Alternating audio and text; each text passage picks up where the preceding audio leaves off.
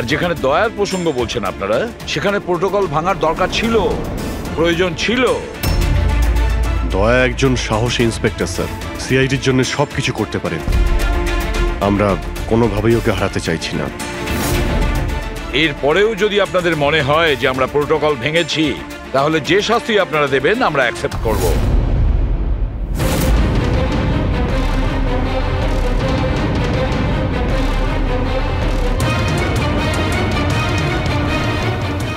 দেখুন, আমরা আপনাদের কথা মেনে নিচ্ছি, কিন্তু নিয়ম তো আপনারা ভেঙেছেন। আর নিয়ম তো ফলো করার জন্যই হয়, আপনারা তো আইনের থেকে ঊর্ধ্বে নয়। এই জন্য আমরা এই সিদ্ধান্ত নিয়েছি যে আপনাদের টিমটাকে ভাঙা হবে না, আপনারা কন্টিনিউ করতে পারেন। Thank you very much. কিন্তু আজ থেকে আপনাদেরকে মনিটর করা হবে। আপনাদের সমস্ত কেস একজন সুপারভাইজিং অফিসার মনিটর করবে, যাকে আমরা নিয়োগ করেছি।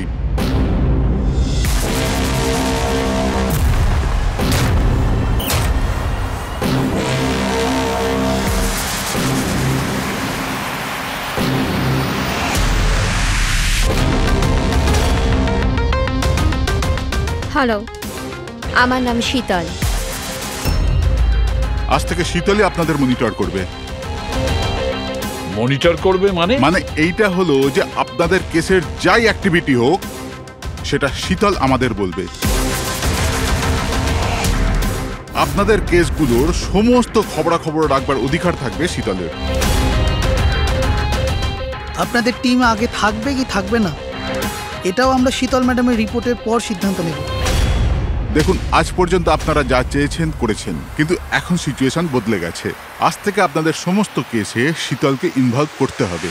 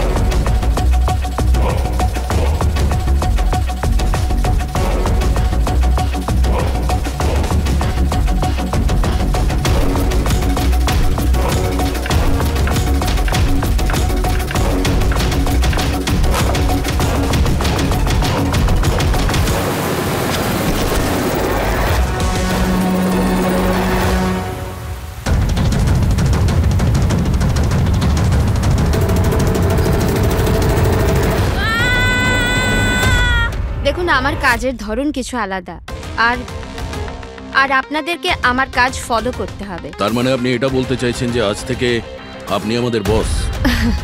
না না, I don't like the word boss. Boss বলা উচিত হবে না। দেখুন, আমি এখানে এসেছি আপনাদের কেসগুলো স্মুথলি হ্যান্ডেল করার জন্য, আর আমি চাইবো যে এখানে আমার ডিসিশনে ফাইনাল হবে। দেখুন প্লিজ, রাগ হওয়ার কোনো কারণই নেই, কারণ আমি শুধু অর্ডার্স ফলো করছি। ইনফ্যাক্ট আমার কাছে অর্ডার্স আছেও, আর এখানে পরিষ্কার লেখাই আছে যে আজকের পর যে কেসেরই আপনার ইনভেস্টিগেশন করবেন, ওটা আমার নজরের মধ্যে থাকবে। ইনফ্যাক্ট আমার লুক রাখতে হবে, আর প্রত্যেকটা ইনভেস্টিগেশন কেসের রিপোর্ট আমাকে দিতে হবে, and that also includes forensic investigation. আর এখানে এটাও লেখা আছে যে কোনো সাসপেক্টের সাথে যে কোনো ফিজিক্যাল ভায়োলেন্স করার আগে আমাকে জিজ্ঞেস করতে হবে।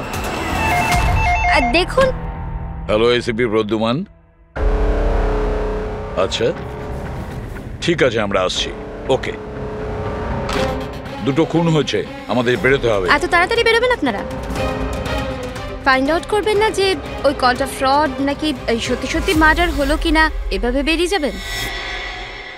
শীতল দেবী, আপনার কথা ভালো লেগেছে, কিন্তু ব্যাপারটা হলো দুটো খুন যেখানে হয়েছে আমাদের তাড়াতাড়ি সেখানে যেতে হবে। হ্যাঁ, আপনাকে সব রিপোর্ট আমরা পাঠিয়ে দেব। আপনাকে তো রিপোর্ট করতে হবে। Let's go.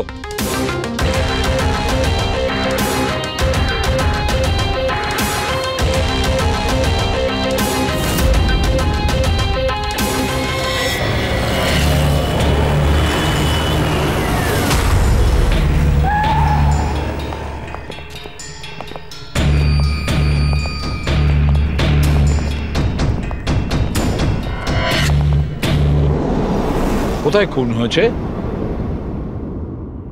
জানি না। জানো না? তার মানে আপনারাই ফোন করে বলেছিলেন যে খুন হয়েছে এখানে। দুটো খুন হয়েছে, তাই জন্যই আমি আপনাদের ডেকেছি। দুটো খুন হয়েছে, কিন্তু খুন কোথায় হয়েছে? লাশ দুটো কোথায়? জানি না স্যার, আমি শুধু শুনেছি। কি শুনেছো তুমি? চিৎকার চেঁচামেচির আওয়াজ? না, আমি সব কিছু শুনেছি, দেখেওছি, কিন্তু আমি ওখানে ছিলাম না। স্যার, ও কোনো বাজে স্বপ্ন দেখেছে, তাই এই সব কথাবার্তা দেখুন বলছে। ম্যাডাম, স্বপ্ন নয়, আমি খুন হতে দেখেছি। কবে, কখন, কোথায় সেটা আমি জানি না, কারণ আমি ওখানে ছিলামই না। যখন আপনি ওখানে ছিলেনই না, তাহলে আপনি এই খুন হতে দেখলেন কি করে? এই টিউনের মাধ্যমে।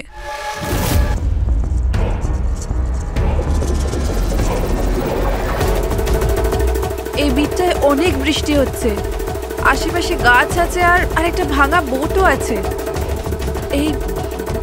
এই ড্রামটায় কেউ এই লোকটাকে টেনে নিয়ে যাচ্ছে, আর এই বিটটাতে ওই লোকটা ওকে পাথর দিয়ে মাথায় মারছে। আচ্ছা, তুমি ওদেরকে খুন হতে দেখেছো মিউজিকের পার্ট শুনে? এটা হয়নি তো যে এগুলো তোমার শুনে কিছু ভেবেছো, আন্দাজ করেছো? স্যার, আমি গেস করিনি। এই মিউজিক আমি দেখতে পাচ্ছি। কিন্তু মিউজিকে খুন হতে দেখা কিভাবে সম্ভব? ম্যাম, অনন্যার শরীর খারাপ, তাই এরকম কথা বলছে। আপনি কে? স্যার, আমার নাম লতা, আমি এখানকার ম্যাট্রন। আমি ওকে ছোটবেলা থেকে চিনি, যখন থেকে ও অরফেনেজে এসেছে। কি অসুখ হয়েছে অনন্যার? স্যার, ওর সিনেস্থেসিয়া আছে। সেনেথেসিয়া? ম্যাম, একটা কন্ডিশন আছে। নর্মাল কন্ডিশনের মানুষরা মিউজিক শুনতে পায়, কিন্তু এই কন্ডিশনে মানুষ মিউজিক শুনতে শুনতে ভিজুয়ালও দেখতে পায়, আর মিউজিক শুনতে শুনতে ভিডিওর মতো দেখতে পায়। আপনি তার মানে বলতে চাইছেন যে অনন্যা সাউন্ড দেখতে পায়? Yes sir. কি করে? আপনি চোখ বন্ধ করুন আর ইমাজিন করুন ড্রাম বিট শুনতে পাচ্ছেন। নিন, কল্পনা করছি। আপনি কি দেখতে পাচ্ছেন? ড্রাম বিটের আওয়াজ শুনতে পাচ্ছি, কিন্তু আমি কিছু দেখতে পাচ্ছি না।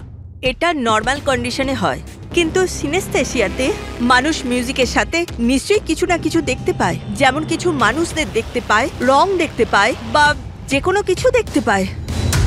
তার মানে এই মিউজিকের পার্ট শুনে তুমি ওই খুন দুটো হতে দেখেছো? হ্যাঁ। আমার মনে হচ্ছে যে অনন্যা মিউজিক শুনে যেটা দেখছে ওটা আসলে নেই, ও ওটাকে ভিজুয়ালাইজ করছে, যেমন আমরা স্বপ্নে দেখি। কিন্তু স্বপ্নতে যেটা আমরা দেখি সেটা ভিজুয়ালাইজ করি, কিন্তু সেটা সত্যিকারের হয় না। স্যার না, স্যার আমি যেটা দেখছি সেটাই বাস্তব। যেটা আমি দেখছি সেটা খুব ভয়ঙ্কর, যেন আমি টিভিতে কাউকে মার্ডার হয়ে যেতে দেখছি। আর দুটো আলাদা আলাদা মিউজিকে দুটো আলাদা আলাদা খুন হচ্ছে, একটা পাথর দিয়ে হচ্ছে আর একটা ক্রোবার দিয়ে। আচ্ছা, আর একটা খুনের ব্যাপারে তুমি কিছু বলতে পারবে? খুনটা কোথায় হয়েছে, তার আশেপাশে কোথায় কি ছিল, খুনি কে, কি করছিল?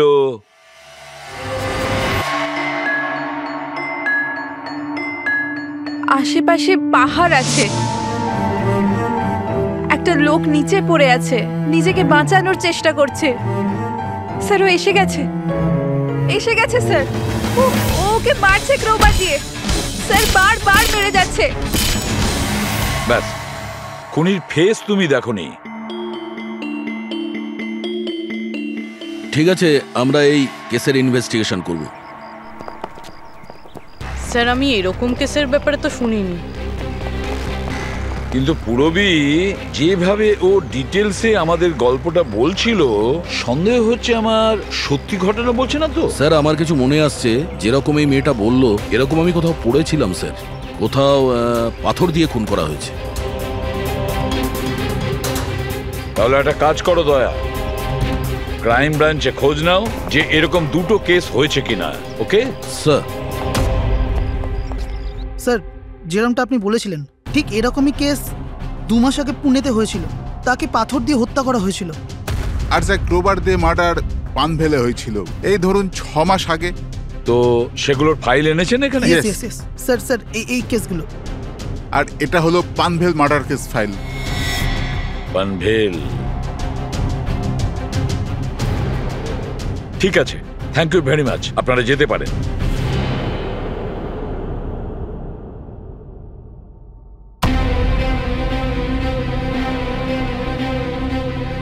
আমি খুন হতে দেখেছি, আশেপাশে গাছ আছে আর একটা ভাঙা বোটও আছে। যেটা ভিজুয়ালে দেখেছিল সেটা একদম হুবহু ওই রকম স্যার। তার মানে ও যা বলছে তার সঙ্গে মিলে যাচ্ছে। অদ্ভুত ব্যাপার স্যার, এই দুটো ঘটনার কথা আজ মিউজিক শুনে অনন্যা ভিজুয়ালাইজ করেছেন, কিন্তু এই দুর্ঘটনা দুটো একটা 6 মাস আগে আর আরেকটা তো 2 মাস আগে হয়েছে। এটি কিভাবে সম্ভব? যে মেয়েটা এই ক্রাইম সিনে ছিলই না, সে সব কিছু ভিজুয়ালাইজ কি করে করলো? আমি মানি না। আর বাই দ্য ওয়ে, এই সিনেস্থেসিয়া কি? আসলে এটা বোঝানো খুব কঠিন, কিন্তু আমি চেষ্টা করছি বোঝানোর। দেখুন, ব্যাপারটা হচ্ছে যখন আপনি কোনো বিশেষ জিনিসের ঘ্রাণ নেন, তখন তার সঙ্গে জড়িত সমস্ত স্মৃতি আপনার মনে আসে। এটা ধরুন কোনো বিশেষ ব্যক্তি বা কোনো বিশেষ জায়গা, সবকিছু ধরে নিতে পারেন যে এই গন্ধ এক প্রকার আপনার মেমোরিকে ট্রিগার করে, কিন্তু এটা শুধুমাত্র সিনেস্থেসিয়ার কন্ডিশনই হতে পারে। এই কেসে সুগন্ধর জায়গায় কোনো মিউজিকে পেয়ে গেছে। এক্স্যাক্টলি। এবার দেখুন, মেয়েটি একটা বিশেষ ধরনের মিউজিক শুনেছে। ওই মিউজিকটার একটা বিশেষ জায়গায় একটা বিশেষ ধরনের প্রিলিউড ব্যবহার করা হয়েছে, যেটা ওকে একটা গাছের স্মৃতি মনে করিয়ে দেয়। আর আরেকটা ইনস্ট্রুমেন্টেও লোকটাকে দেখেছিল। এক্স্যাক্টলি। বাস আমার মনে হয় খুনি এই খুনের ঘটনাটাকে কোনো বিশেষ পদ্ধতিতে মিউজিকে কনভার্ট করেছে। মানে হচ্ছে যখন মিউজিক বাজে তখন ওই ঘটনার সঙ্গে জড়িত সমস্ত জিনিস, সমস্ত জায়গা স্মৃতিকে আলোড়িত করে। কিন্তু এই সমস্ত কিছু সেই ভিজুয়ালাইজ করতে পারে যার সিনেস্থেসিয়া রোগ আছে, অন্য কেউ নয়। আর এটাই ওই অরফানেজের মেট্রনও বলেছে। আপনাদের কাছে এইসব কিছু অদ্ভুত লাগছে না? যাই হোক, কেস সলভ করা আমাদের কাজ। স্যার হতে পারে এই খুনিরও এই সিনেস্থেসিয়ার অসুখ আছে, আর ওই এই মিউজিক রেকর্ড করেছে, কারণ এই মার্ডার আর ক্রাইম সিনের ব্যাপারে ওই জানে। কিন্তু জানতে কি করে পারবো যে এই মিউজিকটা কম্পোজ করে ইন্টারনেটে কে আপলোড করলো? আর সেটা খুঁজবই বা কি করে স্যার? ফেডরিক, ইন্টারনেট খোলো, দেখো ইন্টারনেটে এই পার্টিকুলার মিউজিক পিসগুলো যেগুলো দুটো কেসে আছে সেগুলো কোথাও আছে কিনা।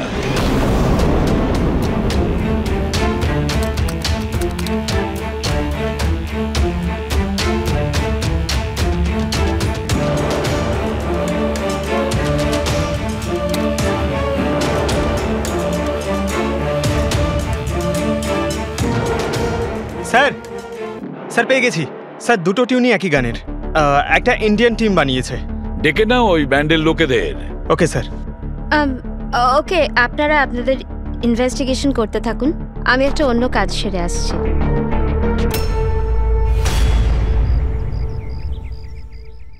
অনন্যা, আমার নাম শীতল। আমার তোমার সাথে কিছু কথা বলার ছিল, আমরা কি কথা বলতে পারি? অনন্যা, দেখো অনন্যা, আই প্রমিস বেশি সময় নেব না, ব্যাস 5 মিনিট।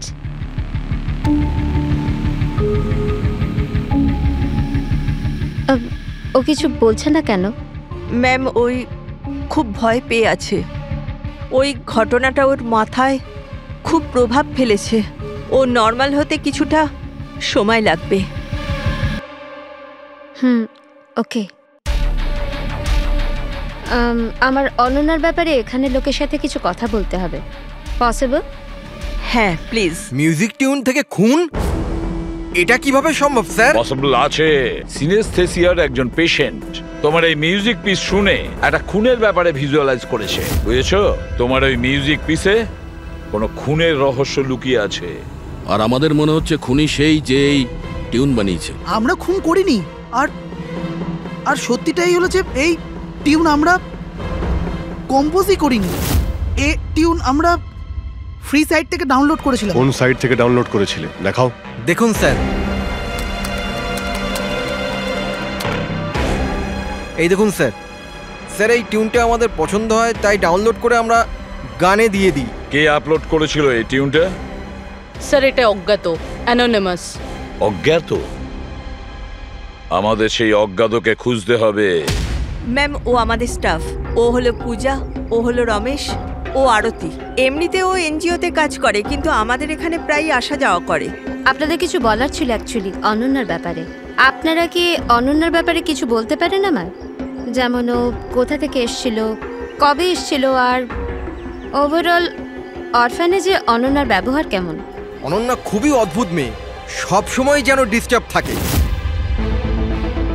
ও এখানে কবে এসেছিল? ছোটবেলা থেকেই, কিন্তু ওকে ভিন্ন ভিন্ন দুবার লোকে অ্যাডপ্ট করেছিল, কিন্তু জানি না কেন কিছুদিন রাখার পর আবার এখানে এসে ফিরিয়ে দেয়। কেন? এর কারণ? নিশ্চয়ই ওর খারাপ ব্যবহারের জন্য, ওর মাঝে মাঝে ঝগড়া করার জন্য, মাঝে মাঝে ভায়োলেন্ট হয়ে যেত। ব্যাস এই অভ্যেসটা ওর ছোটবেলা থেকেই ছিল। কি ভুলভাল বলছো তুমি? অনন্যা এমন নয়, এসব ভুল বলছে। ম্যাম সত্যি আমি এখানে প্রায় আসা যাওয়া করি, কিন্তু কখনো অনন্যাকে এমন আচরণ করতে দেখিনি। ও সবই ভুল বলছে। তো তাহলে সত্যিটা কি? সত্যিটা এটাই, অনন্যা ছোট থেকে খুব কষ্টে বড় হয়েছে। হ্যাঁ, এর জন্য কখনো কখনো ও অদ্ভুত ব্যবহার করে থাকে। অদ্ভুত ব্যবহার নয় ম্যাডাম, এটা ভেবে নিন অনন্যাকে যদি কেউ ক্রস করেছে তাহলে ওর সাথে দুর্ঘটনা হবেই হবে। এই তো আগের মাসে অরফানেজের বাচ্চাদের সাথে কি হয়েছিল মনে নেই নাকি? কেন ভুলভাল বলছো? কি হয়েছিল বলো। ম্যাম, আগের মাসে একটা বাচ্চার ফুড পয়জন হয়ে গেছিল, আর ওই দিনই ওর ঝগড়া অনন্যার সাথে হয়েছিল। আচ্ছা, তার মানে তুমি বলছো যে এটা অনন্যা করেছে? হ্যাঁ। ভেবে চিন্তে কথা বলো রমেশ, খুবই বাজে কথা বলছো অনন্যার নামে। মেট্রন, অনন্যাকে অরফানেজ থেকে দুটো ফ্যামিলি অ্যাডপ্ট করেছিল, কিন্তু তারা ফেরত পেয়ে যায়। এর পিছনে কোনো কারণ তো থাকবেই, হয়তো অনন্যারই কোনো দোষ ছিল, খামতি ছিল। আমি মানতে পারলাম না। এনিওয়ে, অনন্যার ব্যাপারে কি কোনো ফাইল আছে যেখানে ওসব ডিটেলস আছে? সেটা কি আমি দেখতে পারি? হ্যাঁ, নিশ্চয়ই।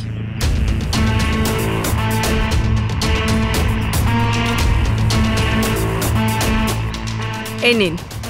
Thank you.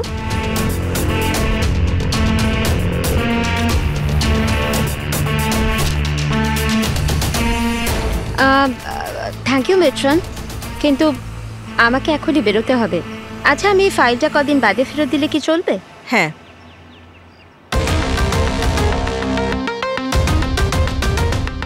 হ্যালো, আমাকে যাদের সিনেস্থেশিয়া আছে না, ওনাদের সাথে দেখা করার আছে, আর ওদের ব্যাপারে কিছু জানার আছে। এই 3 জনের সিনেস্থেশিয়া আছে। 1 মিনিট, আপনাদের কিছু দেখাতে চাই আমি।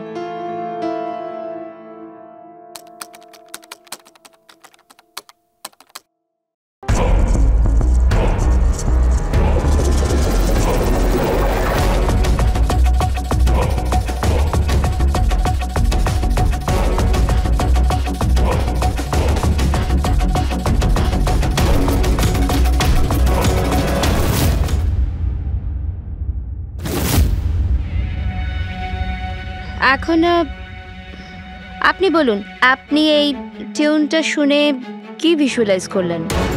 ম্যাম, আমি একটা বড় ঘাস ভর্তি মাঠ দেখলাম, সেখানে গরু ঘাস খাচ্ছিল আর সূর্য পরিষ্কার দেখা যাচ্ছিল। আমি একটা নদী দেখলাম, ওখানে নৌকো ছিল, আর আমি দেখলাম কিছুজন আগুন জ্বালিয়ে বসেছিল। ইন্টারেস্টিং। চলুন, আপনাদের মধ্যে আপনি বলুন, আপনি কি দেখলেন? শহর দেখেছি আমি, ওই ভিড়ভাট্টার জায়গা, আর উঁচু উঁচু বিল্ডিং, আর ওগুলোর উপর বিজ্ঞাপনের লাইট লাগানো। ইন্টারেস্টিং। 3 different interpretations. ভালোই হলো, আপনারা দেখলেনও আর নিজেদের কানে শুনলেনও। 3 জন যাদের সিনেস্থেশিয়া আছে তারা একই টিউন শুনেছিল, কিন্তু 3টে আলাদা ভিজুয়ালস দেখলো। আর ওই মিউজিক শুনে খুন হতে দেখেছে। এক্স্যাক্টলি। দুনিয়াতে একজনই মানুষ আছে যে মিউজিক টিউনটাকে খুন দিয়ে ইন্টারপ্রেট করেছে। কে? খুনি নিজেই, আর ওই খুনি আর কেউ নয়, অনন্যা। হোয়াট? এটা আপনি কি বলছেন? ওই মেয়েটা নির্দোষ? দেখুন এসিপি স্যার, কেস প্রমাণ দিয়ে সলভ করা হয়, ভাবনা দিয়ে নয়। আর আমি ভাবনায় বয়ে যাওয়ার ভুল করিনি। আমি অরফানেজে গিয়েছিলাম, আর ওখানে গিয়ে জানতে পারলাম যে অনন্যাকে 2টো ফ্যামিলি অ্যাডপ্ট করেছিল, কিন্তু ব্যাস কদিন পরেই দুটো ফ্যামিলি অনন্যাকে অরফানেজে দিয়ে গিয়েছিল, আর ওই দুজন লোক ওখানেই ছিল যাদের মার্ডার হয়েছিল আর যারা অনন্যাকে অ্যাডপ্ট করেছিল। আমি অনন্যাকে অ্যারেস্ট করেছি আর ওকে নাবালক আদালতে পেশ করার ব্যবস্থা করেছি। আপনি আমাদেরকে না বলে না জিজ্ঞেস করে ওকে অ্যারেস্ট করেন কি করে? I don't need your permission ACP sir, আপনাকে বলার প্রয়োজন ছিল না। ও খুনি আর ওকে শাস্তি পেতেই হবে।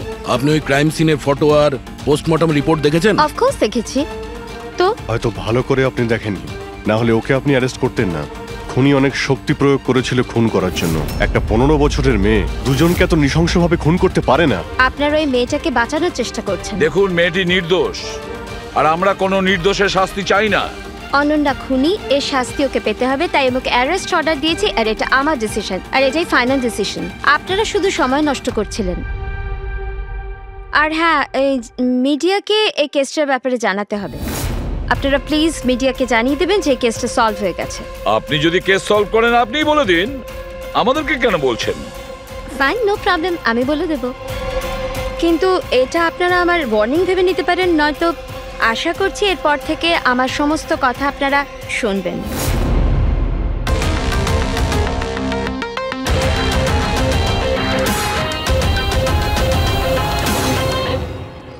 আপনারা এটা জেনে খুবই খুশি হবেন যে এই কেসটা সলভ হয়ে গেছে। ম্যাম, কে খুনি? খুনি একটা 16 বছরের মেয়ে যার নাম অনন্যা। বেশ কিছুদিন ধরেও আমাদের সবাইকে বোকা বানিয়ে দিব্যি ঘুরছিল, কিন্তু আমি ওকে অ্যারেস্ট করে নিয়েছি। ম্যাম, এই কেসটা অনেক পুরনো না? হ্যাঁ, এই কেস বেশ পুরনো ছিল। ইনফ্যাক্ট বেশ কিছুদিন ধরে ওটা ক্রাইম ব্রাঞ্চের খরচের খাতায় পড়েছিল, কিন্তু সিআইডি যখনই টেক ওভার করলো 24 ঘন্টায় কেস সলভ। তো ম্যাম, আপনিও সিআইডির একজন? আগে হ্যাঁ, আমি আজই সিআইডি টিম জয়েন করেছি অ্যাজ দ্য সুপারভাইজার। আর জয়েন করতেই একদিনে কেস সলভ হয়ে গেল। যদি এই কেস অনেক সময় থেকে ঠান্ডা হয়েছিল, সিআইডি তাহলে কেন টেক ওভার করেনি এটাকে? কারণ এই টিমে আগে আমি ছিলাম না, এই জন্য। কিন্তু ম্যাম, অন্য অনেকে তো ছিল টিমে। হ্যাঁ, এনারা প্রায় 20 বছর ধরে আছেন আর মামলা তদন্ত করতেই থাকেন, কিন্তু আসলে ওনারা কখনো কখনো ভাবুক হয়ে যান। আর কোনো কেসে ভাবুক হওয়া মানে ইনভেস্টিগেশন থেমে যায়। ইনভেস্টিগেশনের জন্য কেবল লজিকের দরকার, যেটা আমি করেছি, আর কেস সলভ হয়ে গেছে। এক মিনিট, আমি আপনাদের ভুল ধারণা শুধরে দিচ্ছি। আসলে এই কেসটা এখনো পুরো সলভ হয়নি। হয়নি? এই তো একটু আগে বললো যে কেস সলভ হয়ে গেছে। স্যার স্যার, এই কেসে আর কি বেঁচে আছে? খুনি তো ধরা পড়ে গেছে। একদমই না, খুনিকে আমরা এখনো ধরতে পারিনি। কিন্তু ম্যাডাম তো বলছেন যে খুনি ওই মেয়েটাই। এরকম ম্যাডামের মনে হচ্ছে। আমাদের ইনভেস্টিগেশনের হিসেবে হয়তো ওই মেয়েটা নির্দোষ। স্যার, তাহলে আসল খুনি কে? ইনভেস্টিগেশন চলছে, খুব তাড়াতাড়ি আপনাদের সামনে সত্যিটা চলে আসবে। I am sorry, no more questions. সময় নেই আর। Thank you so much for coming. Thank you. আপনাদের সাহস কিভাবে হয় এই মিডিয়ার সামনে আমাকে ইনসাল্ট করার? আপনাদের এই ব্যবহারটা আমি দেখে নিলাম, and trust me, there will be consequences. খুব দ্রুত আমাদের খুনিকে ধরতে হবে, না হলে শীতল পদে পদে আমাদের বাধা দেওয়ার চেষ্টা করবে। অভিজিৎ, প্রথমে এটা খোঁজ নিয়ে দেখতে হবে যে ও যে সময় খুন হয়েছিল তখন ও কোথায় ছিল। আমাদের একটা টিম পুনে পাঠাতে হবে এই কেসটাকে তদন্ত করার জন্য, আর আরেকটা টিম পাঠাতে হবে পানভেলে। আপনারা এটা জেনে খুবই খুশি হবেন যে এই কেসটা সলভ হয়ে গেছে। খুনি একটা 16 বছরের মেয়ে। ইনফ্যাক্ট বেশ কিছুদিন ধরে ওটা ক্রাইম ব্রাঞ্চের খরচের খাতায় পড়েছিল, কিন্তু সিআইডি যখনই টেক ওভার করলো 24 ঘন্টায় কেস সলভ।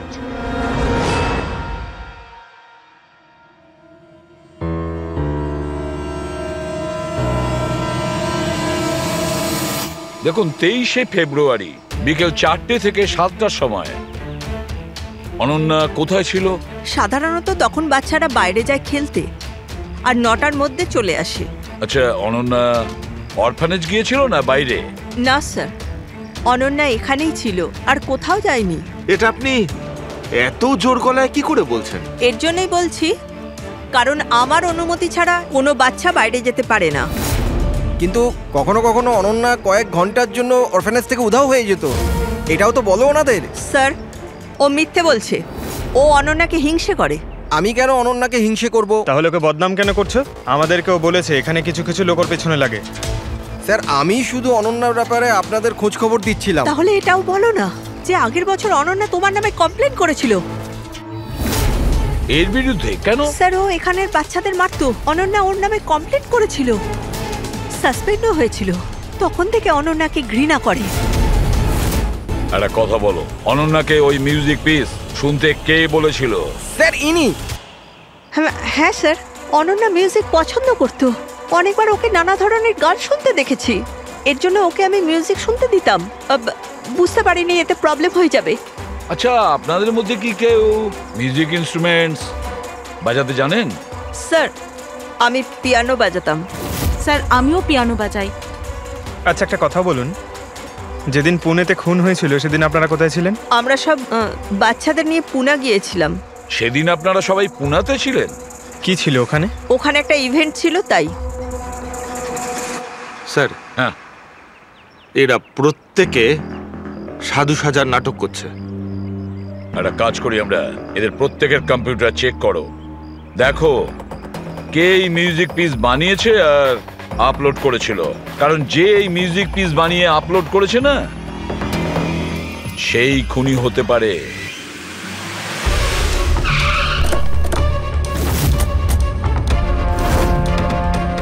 এই মেয়েটা এখানে 2 মাস আগে এসেছিল। হ্যাঁ ম্যাম, এই 2 মাস আগে একটা এনজিও ইভেন্ট অর্গানাইজ করেছিল। তো ওই ইভেন্টে ও ডান্স করতে এসেছিল। ও খুব ভালো ডান্স করেছিল sir. She is a very talented girl. আর ওই দিনই এখানের আশেপাশে একটা খুন হয়েছিল। খুন তো হয়েছিল স্যার, কিন্তু যে জায়গায় খুন হয়েছিল সেটা এখান থেকে প্রায় 1 ঘন্টার রাস্তা হবে। আর এই ইভেন্ট ওই দিন কটার সময় শুরু হয়েছিল? 5টার সময় শুরু হয়েছিল, রাত প্রায় 8টার সময় শেষ আচ্ছা হয়েছিল। আপনাদের কি মনে আছে এই মেয়েটা পুরো সময় ইভেন্টেই ছিল নাকি এখান থেকে অন্য কোথাও গিয়েছিল?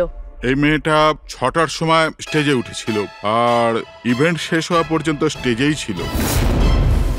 স্যার মেডিকেল রিপোর্ট অনুযায়ী খুন 3টে থেকে 6টার মধ্যেই হয়েছে।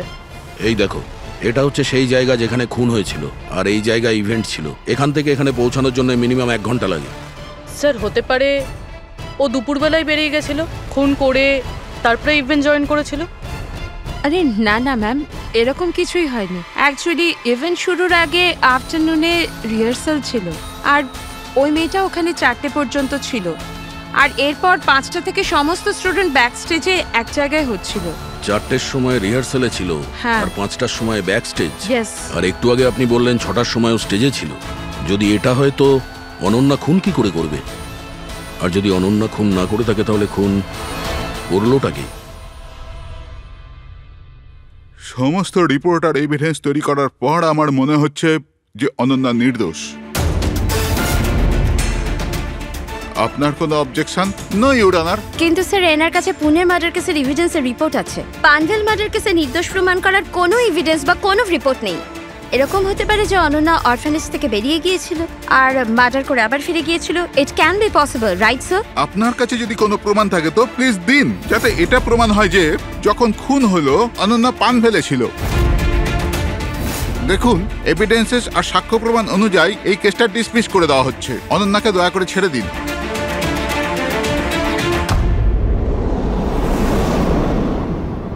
শাহরুখে কি জানতে পারলে? হ্যাঁ বস, ধরে নাও এই কেসটা সলভ হয়ে গেছে। শীতল আমাদের ডেমনস্ট্রেট করে দেখিয়েছিল যে সিনিস্থেসিয়ার 2টো আলাদা আলাদা রোগী একই ধরনের মিউজিক শোনার পরে আলাদা আলাদা ইন্টারপ্রিট করে থাকে। হ্যাঁ বস, আমি আমার বন্ধুর থেকে সবকিছু জেনেছি, যে এই ব্যাপারে এক্সপার্ট। ও আমাকে অন্য কথা বললো। নতুন কি আপনি জানতে পেরেছেন? এমন 2জন ব্যক্তি যারা সিনিস্থেসিয়ারই পেশেন্ট, এক ধরনের মিউজিক শোনার পরেও একই ধরনের রিয়াক্ট করে। এটা কিভাবে হতে পারে স্যার? হতেই পারে পুরবি, যদি 2জন রোগীর মধ্যে রক্তের সম্পর্ক থাকে তাহলে হতে পারে। ও শীতল যা বলেছিল সেটাও ঠিক ছিল, কিন্তু সম্পূর্ণভাবে ঠিক ছিল না। কিছু রেয়ার কেসে এরকমটা হয়, যেমন আমার বন্ধু বলেছে। হ্যাঁ, কিন্তু 2জন রোগী যদি একই পরিবারের হয় তবে কাকা, জ্যাঠা বা ভাইও হতে পারে। না না, ইমিডিয়েট ফ্যামিলি মেম্বারই হতে হবে, যেরকম মা বাবা, ভাই বোন। তা কেন? সেটা এই কারণে ফ্রেডি, কারণ এটা একটা জেনেটিক অসুখ। বাস মেডিকেল জার্নাল থেকে আমি এরকম কিছু আর্টিকেল বার করছি, এসব তোমাকে দেখাচ্ছি। আরো কেউ আছে যে অনন্যার মতো ওই দুটো মিউজিক পিসের ওপর একই ভিজুয়াল দেখতে পায়, যেটা অনন্যাও দেখে? আমি আপনাদের কি করে ধন্যবাদ জানাবো? আপনারা আমায় জেল যাওয়া থেকে বাঁচালেন। আমরা শুধুমাত্র সেটাই করেছি যেটা আমাদের ডিউটি, অপরাধীদের জেলের ভেতরে আর নিরপরাধীদের মুক্তি। কিন্তু আসামিটা কে? তোমার কোনো আত্মীয়। আমার ফ্যামিলি মেম্বার? হ্যাঁ অনন্যা, কারণ তোমার কাছে যে ধরনের ভিজুয়ালস এসছে সেই ধরনের ভিজুয়ালস তার কাছেই যেতে পারে যার সঙ্গে তোমার রক্তের সম্পর্ক আছে, আর সেই এই ধরনের মিউজিক বানিয়েছে। কিন্তু স্যার, আমার ফ্যামিলি মেম্বার কি করে হতে পারে? আমি তো অনাথ না। আছে কেউ যাকে তুমি চেনো না? তাহলে জানতেও চাই না। ছোট থেকে আমার স্বপ্ন ছিল যে আমার পরিবারের সবাই আসবে আর আমায় এসে নিয়ে যাবে, আমরা একসাথে আনন্দে থাকবো। আর আপনারা বলছেন ও কোনো খুনি?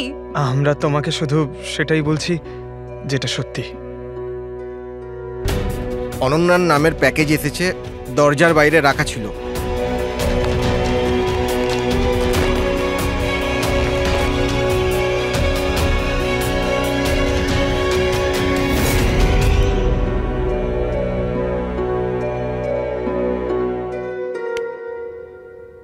Pen drive? পঙ্কজ,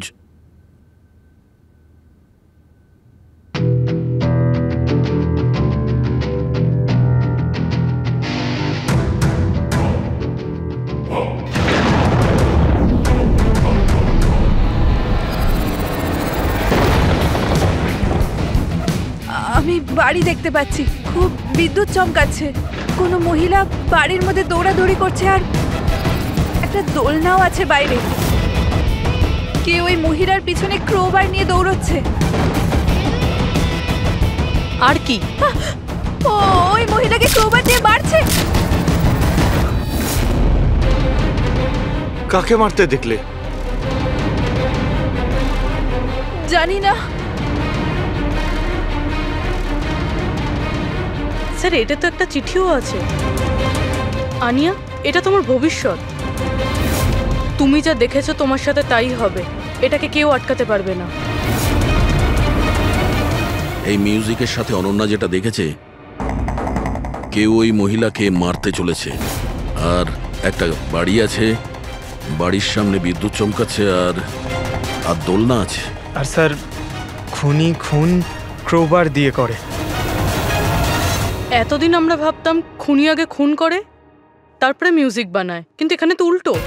প্রথমে খুনি মার্ডার প্ল্যান করে, তারপরে মিউজিক বানায়, আর তারপরে মিউজিক অনুযায়ী খুন করে। আমি আমি মরতে চাই না, প্লিজ আমায় বাঁচিয়ে নিন। অনন্যা, ঘাবড়িও না, তোমার কিচ্ছু হবে না, আমরা আছি না তোমার সাথে।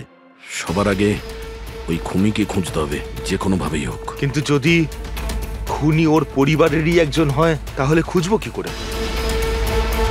ওকে খোঁজার আগে আমাদের এটা জানতে হবে যে 16 বছর আগে অনন্যাকে অরফানেজে নিয়ে এসেছিল কে। হয়তো জানতে পারে অনন্যার ফ্যামিলি সম্পর্কে। আপনাদের কিছু মনে আছে কে ছিল যে অনন্যাকে এখানে রেখে গেছে? না, মনে তো নেই। 16 বছর আগে কেউ ওকে বাইরে ছেড়ে চলে গিয়েছিল।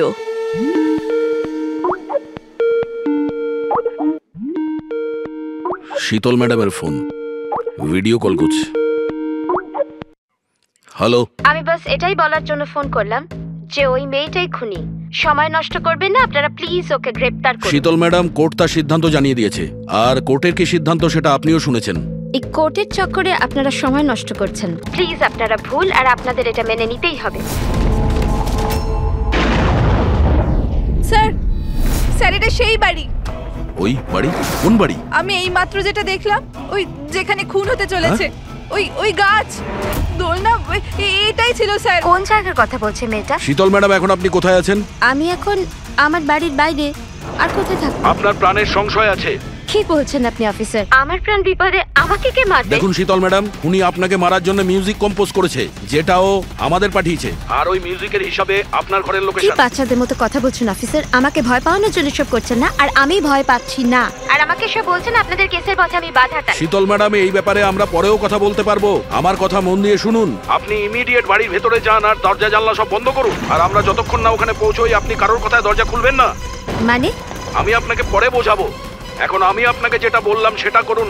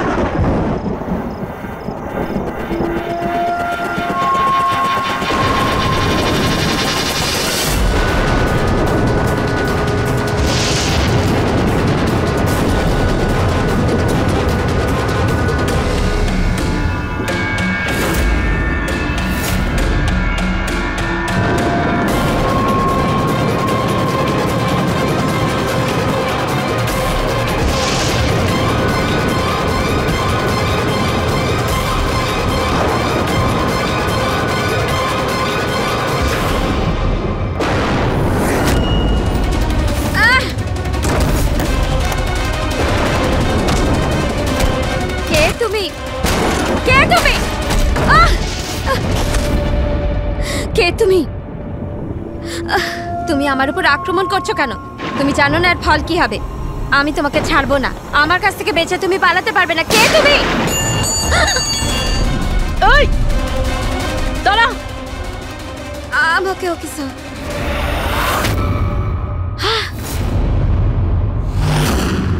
আরতি, তুমি? স্যার, আমিও পিয়ানো বাজাই। শীতল ম্যাডাম, আমরা আপনাকে আগেও বলেছিলাম অনন্যা খুনি নয়। আই এম সরি স্যার, আমার আপনাদের কথা বোঝা উচিত ছিল। আমি আমার মতো করে ইনভেস্টিগেশন করেছিলাম, আর আপনারা আপনাদের মতন। আমরা দুজনেই আমাদের ডিউটি করেছিলাম অফিসার। ট্রাস্ট মি, আমার ক্যারিয়ারে প্রথম হলো যে আমার জাজমেন্ট ভুল হলো। ওটা ঠিক আছে, আপনার মাথায় আঘাত না লেগেছে। না না, আই এম ওকে। ফ্রেডি, অ্যাম্বুলেন্সকে ফোন করো তাড়াতাড়ি।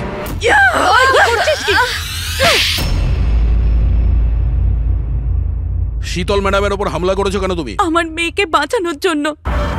কোন মেয়েকে বাঁচানোর জন্য? অনন্যাকে। অনন্যা আমার মেয়ে হয়।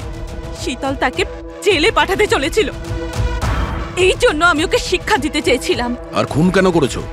17 বছর আগে যখন আমি প্রেগনেন্ট ছিলাম, আমার স্বামী আমাকে মানসিক হসপিটালে পৌঁছে দিয়েছিল, কারণ আমি মানসিকভাবে অসুস্থ ছিলাম। ওখানে আমি 15 বছর ছিলাম। কিন্তু কি? কিন্তু আমার স্বামী আমার মমতার গলা টিপে দিয়েছিল। কি করে? অনন্যা ওখানেই জন্মেছিল, কিন্তু ওকে আমার কাছ থেকে ছিনিয়ে নিয়েছিল। 15 বছর পর আমি বাইরে এলাম, তখন আমি জানতে পেরেছিলাম যে আমার স্বামী মারা গেছে, কিন্তু অনন্যা কোথায় আছে আমি জানতাম না। ও বেঁচে আছে কি নেই সেটাও আমি জানতাম না। আমি অনেক অরফানেজে ওকে খোঁজার চেষ্টা করেছিলাম, ওকে কোথাও পেলাম না। ওর ব্যাপারে কি করে জানতে পারলেন আপনি? 6 মাস আগে যখন আমি এই অরফানেজে এলাম, তখন আমি অনন্যার কেস ফাইল পেলাম। আমি জানতে পারলাম যে অনন্যাকে 2 জন মানুষ অ্যাডপ্ট করেছে, আর তারপর ওকে ফেরত পাঠিয়ে দিল। কিন্তু যখনই আমি জানতে পারলাম যে অনন্যার সিনেস্থেশিয়া আছে আর আর ও সব দেখতে পাচ্ছে যেটা আমি মিউজিকে প্ল্যান করেছিলাম। তখনই আমি রিয়েলাইজ করলাম যে অনন্যা আমারই মেয়ে। এই জন্য আমি দুজনকে খুন করে দিলাম। আমি ওই মানুষগুলোকে ঘেন্না করি যারা অনাথ বাচ্চাকে অ্যাডপ্ট করার পরেও তাদের ফিরিয়ে দিয়ে যায়। আমি অনন্যাকে সবকিছু বলে দিতে চেয়েছিলাম, কিন্তু আপনাদের অনুসন্ধানের ফলে আমি থেমে গেলাম। কেননা আমার মনে হলো যে আপনারা অনন্যাকে সন্দেহ করবেন। এই জন্য আমি চিঠি পাঠিয়ে আপনাদের মন অন্যদিকে ফিরিয়ে দেওয়ার চেষ্টা করেছিলাম, কিন্তু আপনারা আমার প্ল্যানকে ভেস্তে দিলেন। যে মেয়েকে পাওয়ার জন্য তুমি দুটো জীবন নিয়েছো, এখন সারা জীবন ওই মেয়ের থেকে দূরে থাকতে হবে তোমায়। জেলের ভেতরে, কাল কোঠরিতে। যেটা তুই স্বপ্নেও ভাবতে পারছিস না।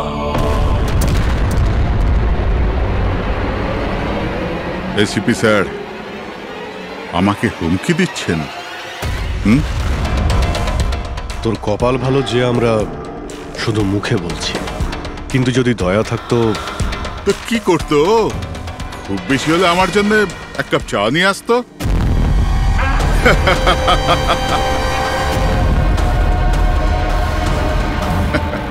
পা নিচে নামা। আরে ম্যাডাম, আপনি আমার জন্য চা বানিয়ে আনুন। তাছাড়া মেয়েদের কাজ ঘরেই হয়, এই সিআইডিতে কেন সময় নষ্ট করছেন আপনি? আর যদি আমার ম্যাডামের হাতের চা ভালো লাগে, হ্যাঁ, তো আমি ওর সাথে বিয়ে করবার ব্যাপারেও ভাবতে পারি। উকিল বাবু, এ কিন্তু বড্ড বাড়াবাড়ি করছে। কি তোর এত সমস্যা হচ্ছে কেন অভি?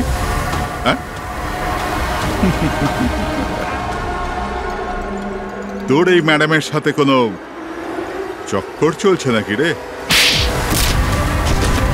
এটা কি করলেন আপনি? আমার ক্লায়েন্টের উপর হাত তুললেন আপনি।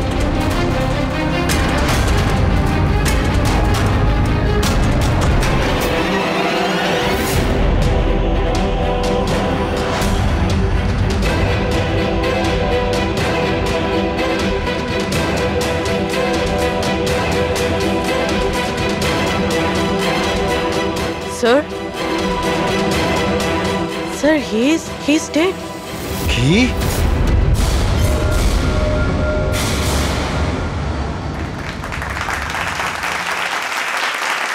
Good evening ladies and gentleman, and welcome to প্রশ্ন উত্তর।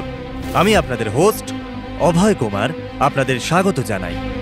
আজকের বিষয় একটা বিতর্ক যে আমাদের দেশের আইনের রক্ষাকর্তারা আইনের থেকেও কি বড়। আপনারা সবাই এটা নিশ্চয়ই শুনেছেন যে সিআইডির সিনিয়র অফিসার অভিজিতের উপরে বালা নামক এক ক্রিমিনালকে হত্যার অভিযোগ আরোপ করা হয়েছে।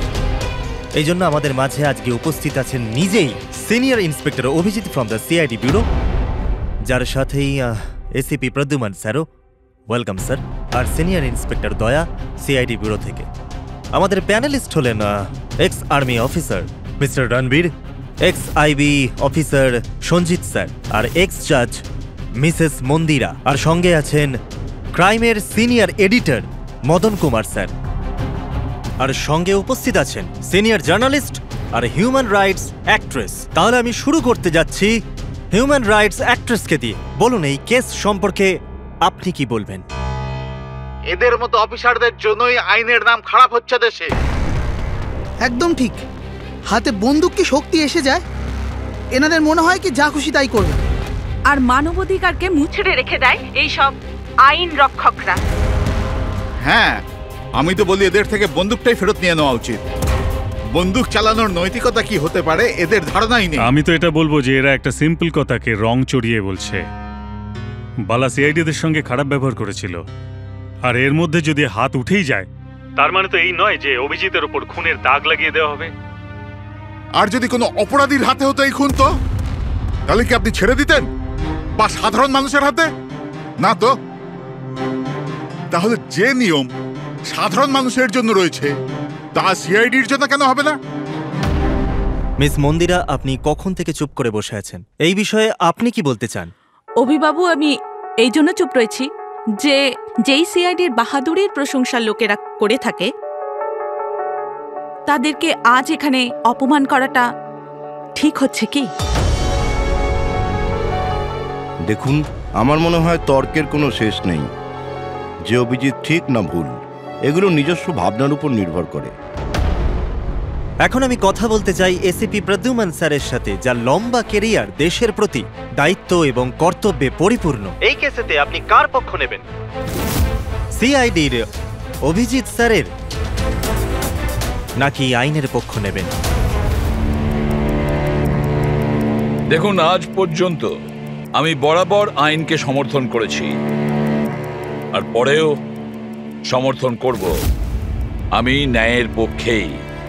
আর এ কথা বলার কাউকে আমি সুযোগ দেব না যে আইন সিআইডির জন্য একরকম আর সাধারণের জন্য অন্য রকম।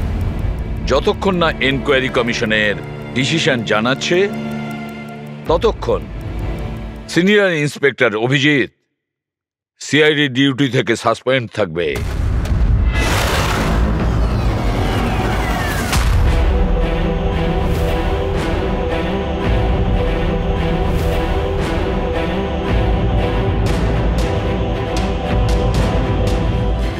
এক মিনিট স্যার।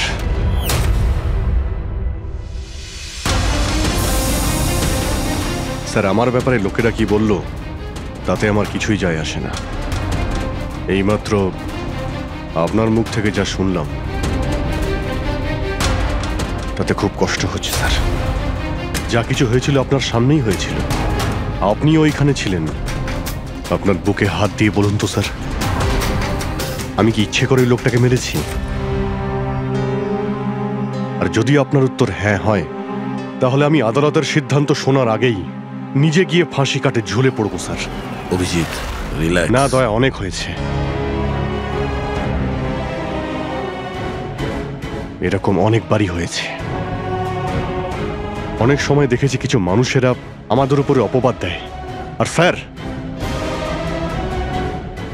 আমাদের পক্ষে থাকার বদলে আমাদের সাসপেন্ড করে দেন। আর আপনারা বড় বড় কথা বলছিলেন মানবাধিকারের। কি বলছিলেন আপনি? আমাদের হাত থেকে বন্দুক নিয়ে নেওয়া উচিত। আজ আপনারা বাড়িতে সুরক্ষিত হয়ে যে হোলি আর দীপাবলি কাটাতে পারেন, সেটা সেই কারণে কারণ আমাদের হাতে বন্দুক রয়েছে। সারা রাত ধরে আমরা জাগি যাতে আপনারা নিশ্চিন্তে ঘুমোতে পারেন। যখন অপরাধী এইখানে কপালে বন্দুক ঠেকায় না আর বুকে গুলি চালানোর জন্য হুমকি দেয়, ঠিক তখন আপনাকে এটা মনে করিয়ে দেওয়া হয় যে আপনি অপরাধীকে গুলি করতে পারবেন না, শুধু পায়ে গুলি করতে পারবেন। সেই দিন আমি আপনাদের কাছে হিউম্যান রাইটস আর মানবাধিকারের স্পেলিং জিজ্ঞাসা করব। সেই দিন। আজ আমি সবার সামনে জোর গলায় বলতে চাই, বালার মতো অপরাধীদের বেঁচে থাকার কোনো অধিকার নেই। এমনি তো আদালত তোকে ফাঁসিরই হুকুম দিত। আগে মারা গেছে বলে এত প্রশ্ন কিসের জন্য? এত বছর ধরে সিআইডি যদি আমার হাত বেঁধে না রাখতো, তাহলে এই অপরাধীদের অনেকদিন আগেই আমি শায়েস্তা করে দিতাম। আর এমনিতেও এমন আইন থেকে কি লাভ যা অপরাধীদের শাস্তি দিতে পারে না? আর সেই আইন আমায় কি সাসপেন্ড করবে? আমি নিজেই আইনকে সাসপেন্ড করছি।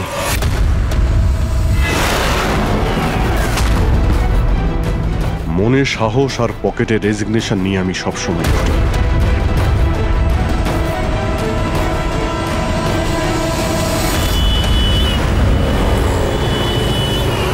আরে ভাই, আমরা তো হলাম বন্ধু। বন্ধু কি চাই বলো তোমার? এই আমার বন্ধুর জন্য সব নিয়ে এসো আজকে, তুমি আর আমি মিলে। এই চল চল। অভিজিৎ, কি হয়েছে কি তোমার? কোন জায়গায় বসে আছো তুমি? আর কি ধরনের লোক আছে সাথে? চলো ওঠো ওঠো, চলো বাড়ি চলো। কোথায় যাব? সিআইডি ব্যুরোই তো আমার বাড়ি ছিল, আর ওখানে যাওয়ার আমার পারমিশন নেই। স্যার, সব ঠিক হয়ে যাবে। আপনি এখান থেকে চলুন। সব ঠিক হয়ে যাবে? এর থেকে আর কি ঠিক হবে?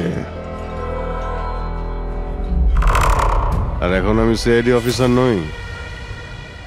কোনো হিউম্যান রাইটস, কোনো এনকোয়ারি কমিশন আমার কিছুই করতে পারবে না। সমস্ত অপরাধীদের খুঁজে খুঁজে মারব আমি। আর তোমরাও আমার কিছুই করতে পারবে না। আর না তোমার ওই এসএপি প্রদ্যুমান। যাও, তোমরা ওর কাছেই যাও। তোমাদের মুখ আমি দেখতে চাই না, যাও। অভিজিৎ, তুমি সজ্ঞানে আছো? তুমি জানো তুমি কি বলছো? ছাড়ো না ভাই। যদি তুমি সত্যিকারের বন্ধুই হতে না, তাহলে ওই দিনই প্রমাণ করে দিতে আজ এই সমস্ত ন্যাকামি করার কোনো প্রয়োজন নেই। কি বললে তুমি? নাটক? তোমার এটা নাটক মনে হলো? আবার কি? ঠিক বলেছ, একদম ঠিক বলেছ। স্যার, যাও যাও, তুমিও যাও।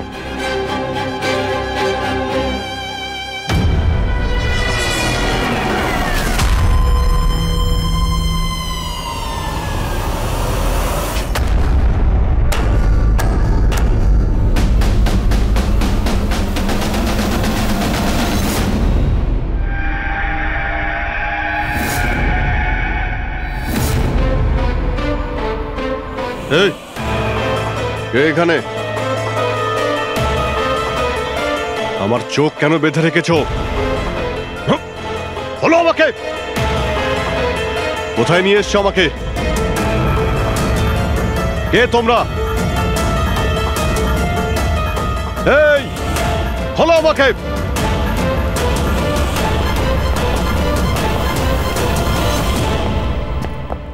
কে তোমরা? হ্যাঁ, চোখ থেকে ওটা খোলো।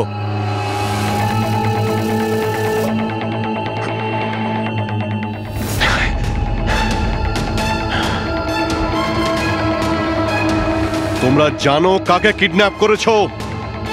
একজন সিআইডি অফিসারকে। অভিজিৎ, তুমি আর এখন কোনো সিআইডি অফিসার নও। Senior inspector Abhijit CID duty থেকে সাসপেন্ড থাকবে। ভয় পেও না, আমাদের থেকে তোমার কোনো ভয় নেই। আমাদেরকে নিজের বন্ধু ভাবতে পারো। বন্ধু? তোমরা কারা বলবে? সব জেনে যাবে অভিজিৎ, আমরা কে আর তোমার থেকে কি চাই। অন্ধকারে লুকিয়ে রয়েছো কেন? সাহস থাকলে সামনে এসো। আমরা অন্ধকারে আছি কারণ এই দেশ আর সমাজ আমাদেরকে আলোতে কাজ করতে দেয় না। তার মানে? আমরাও তোমার মতো একজন আইনের রক্ষক, কিন্তু তুমি আইনের ছাতার তলায় কাজ করো আর আমরা ওর বাইরে। আমরা অপরাধীদের সরাসরি সুবিচার দিয়ে থাকি, না কোর্ট, না কাছারি, না এনকোয়ারি কমিশন, সোজা মৃত্যুদণ্ড। এক মিনিট, তোমরা কি বলছো? আমি কিছুই বুঝতে পারছি না। চিনতে পারছো একে? এ তো মালবিকা, নামই সোশ্যালাইট, কিন্তু অনেক আতঙ্কবাদী সংগঠনের সঙ্গে যুক্ত। Good, next. একে আবার চিনব না? সবাই জানে ও রিয়েল এস্টেটের ব্যবসায়ী, কিন্তু তার আড়ালে ড্রাগসের ব্যবসা।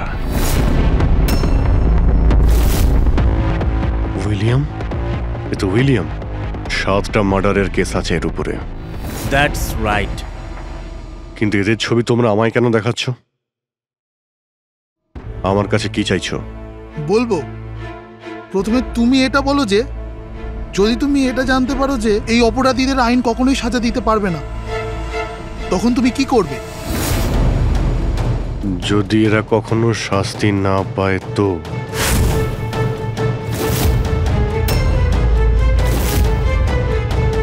তো আমি এদের নিজেই মারব। আর এমনিতেও কোনো অপরাধীদের বেঁচে থাকার কোনো অধিকার নেই। সবাইকে পিষে মেরে ফেলা উচিত, সবাইকে। Very good. তোমার ভেতরে এই রকমই উদ্যম আর সাহস দেখতে চেয়েছিলাম আমরা। আমি তোমার যন্ত্রণা বুঝতে পারি অভিজিৎ, যদি বালা ভুল করে মরেও যায় তাতে কি আর হবে? ছিল তো ও একটা অপরাধী, না? এবার তুমিই বলো অভিজিৎ, এত বছরের চাকরির এই যে পুরস্কার পেয়েছো তুমি, এটা কি ঠিক? এদের মতো অফিসারদের জন্যই আইনের নাম খারাপ হচ্ছে দেশে। আর মানবাধিকারকে মুছড়ে রেখে দেয় এই সব আইন রক্ষকরা। হাতে বন্দুক কি শক্তি এসে যায়? এনাদের মনে হয় কি যা খুশি তাই করবে। না, এটা একদমই ঠিক নয়।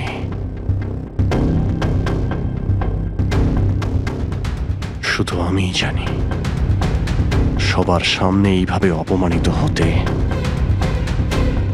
ঠিক কেমন লাগে,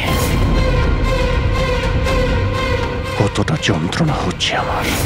আমরা বুঝতে পারছি অভিজিৎ, এই জন্যই তো তোমার দিকে বন্ধুত্বের হাত বাড়াতে চাই। আমাদের গ্যাংয়ের কাজ হলো এই অপরাধীদের শাস্তি দেওয়া, যাদেরকে আদালত খোলা ছেড়ে দিয়েছে। হাত মেলাবে আমাদের গ্যাংয়ের সাথে? এত কি ভাবছো অভিজিৎ? আমাদের সঙ্গে থাকবে নাকি ওই সিস্টেমের সাথে, যে অজান্তে হওয়া একটা ঘটনার জন্য তোমাকে শাস্তি দিয়েছে? আমি জানি না যে তোমরা কারা, তবে লড়াই যখন অপরাধ আর অপরাধীদের বিরুদ্ধে, তখন আমার উত্তর সবসময় হ্যাঁ। কিন্তু এর প্রথমে তোমাকে বিশ্বস্ততার পরীক্ষা দিতে হবে। বিশ্বস্ততার পরীক্ষা? এই লোকটা কে? গগন, যে 5 জন মহিলাকে খুন করেছে, আর আদালত একে মানসিক ভারসাম্যহীন হিসেবে মুক্তি দিয়ে দিয়েছে। নাও রিভলভার আর চালাও গুলি।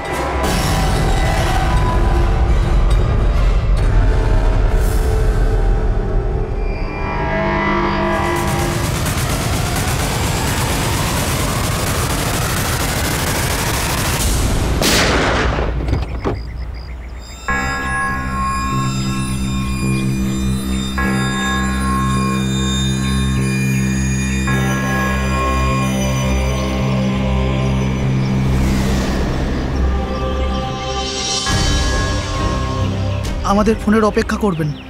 আর হ্যাঁ, যা আপনার অসুবিধা হলো না, ওর জন্য সরি। আর একটা কথা মাথায় রাখবেন, ফোন সবসময় নিজের সাথে রাখবেন। যদি বাথরুম যেতে হয় তবেও।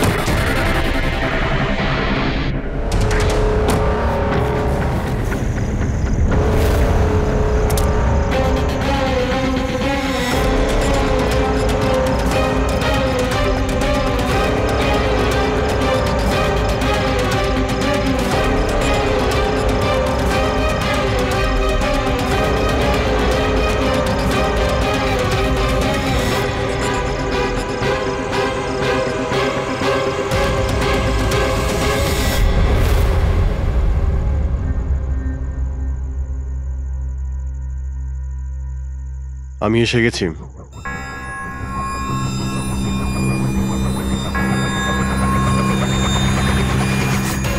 আমাদের সন্দেহই ঠিক। মানে যে গল্পটা আমরা ফেলেছিলাম সেটা বিশ্বাস করেছে ওরা। এটা তো হওয়ারই ছিল। যে জালে ওরা ফেসেছে সেটার প্ল্যান আমরা 1 মাস আগেই করেছিলাম। তবে স্যার, এত নামী অপরাধীদের একের পর এক খুন হওয়া এটা কোনো কোইন্সিডেন্স হতে পারে না। স্যার, এই সমস্ত অপরাধীদের নতুন শত্রু কে এসছে? সেটাই তো আমি ভাবছি দয়া। এই 5 জনের একটা শত্রু থাকবে সেটা সম্ভব নয়। কিন্তু স্যার, আলাদা আলাদা থাকলে তারা একসাথে হামলা করলো কিভাবে? পুরোবি লোকগুলো আলাদা হতে পারে, কিন্তু গ্যাং একটাই, মোটিভও একটাই, খারাপ মানুষগুলোকে শেষ করা। কিন্তু আইনকে নিজের হাতে নিয়ে আলাদা আলাদা শহরে আলাদা আলাদা সময় খুন করা, এত লম্বা প্ল্যানিং কেউ একা করতে পারবে না। একদম ঠিক বলছো অভিজিৎ। মনে হয় তুমি কিছু পেয়েছো। হ্যাঁ বস। কি বস? এটা একজন খুনির কাজ নয়, কারণ বেশিরভাগ ক্ষেত্রে এক একজন খুনির খুন করার পদ্ধতিটা নিজেদের পছন্দ মতো, কিন্তু এক্ষেত্রে সেটা হয়নি। এই দেখো, একে গুলি করা হয়েছে, গুলি অনেক দূর থেকে করা হয়েছে, কিন্তু সেটা সোজা এসে হার্টে বিঁধেছে, 1 ইঞ্চিও এদিক ওদিক নয়। আর একটা, একে মার্শাল আর্টের একটা বিশেষ পদ্ধতি দিয়ে মারা হয়েছে, খুবই বিপজ্জনক, একটা আঘাতেই শেষ। আর এই তৃতীয় মার্ডার? এই তৃতীয় ব্যক্তিকে বিষ দিয়ে হত্যা করা হয়েছে, একটা ছোঁচলো জিনিস দিয়ে বিষটা ইনজেক্ট করা হয়েছে সোজা আর্টারিতে। বিষটা খুব তাড়াতাড়ি রক্তে মিশেছে আর স্পট ডেড। তাহলে তৃতীয় মার্ডারটাও কোনো এক্সপার্টই করেছে স্যার? হ্যাঁ অভিজিৎ, প্রথম শার্প শুটার, দ্বিতীয় মার্শাল এক্সপার্ট, আর তৃতীয় জন খুব ভালো করে ইঞ্জেকশন দিতে জানে। তারা যারাই হোক, মানুষকে বিশেষভাবে মারার প্রশিক্ষণ প্রাপ্ত এরা, যেমন কোন স্পেশাল এজেন্ট। আর হতে পারে এই গ্যাংয়ে এই ধরনের চিন্তা ভাবনা করার মতো আরো লোক আছে, যারা এই সমাজ থেকে অপরাধীদের সরিয়ে দিতে চায়। স্যার, যদি ওরা এত এক্সপার্ট হয়ে থাকে, তাহলে না ওরা কোনো প্রমাণ রাখবে, না কোনো সূত্র, ওদেরকে ধরবো কিভাবে? লোহাই লোহাকে কাটতে পারে পুরবি। এদের গ্যাংকে ধরার একটাই রাস্তা আছে, বালার মৃত্যুর নাটক। সবকিছু প্ল্যান অনুযায়ী হচ্ছিল স্যার। তারপরে ওরা আমাকে ট্রিগার প্রেস করে একটা লোককে মেরে ফেলতে বলে। আর তুমি ট্রিগারে চাপ দিয়েছিলে? Yes sir.